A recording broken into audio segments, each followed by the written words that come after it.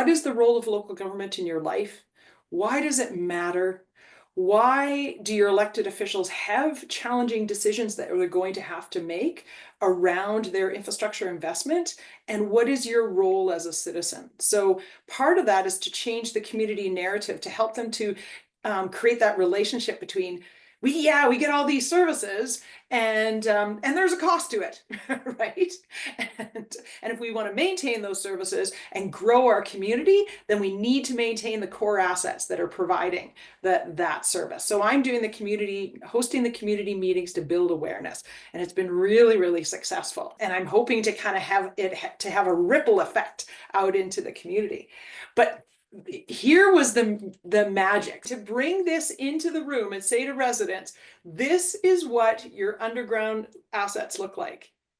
And this, like, you don't want to be getting water from this. We often focus on here's the data and here's the charts and the graphs and the numbers, and it feels overwhelming. You take one image, everybody was looking at the image, they were taking pictures, they were like the energy in the room changed. I think what's really important is storytelling, like telling the story of what is the future of our community if we just ignore things, and we can, like, that's a decision, but it's not accidental. It is intentionally ignoring what is becoming into our conscious.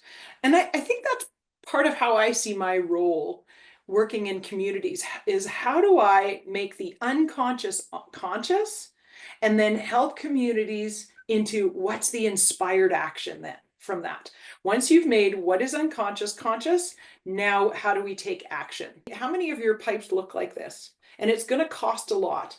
But our intention again is to make the unconscious conscious so that at least we are talking about the right thing. If you're burying your head in the sand and you're ignoring what is under the ground, then you're not having the right conversation. If you're ignoring the state of your recreational center roof, like, you're just burying your head in the sand and you're not telling yourself the truth. So political leadership to be able to speak truth, but it's not just political leadership. It's political leadership to the community, but it's also internally.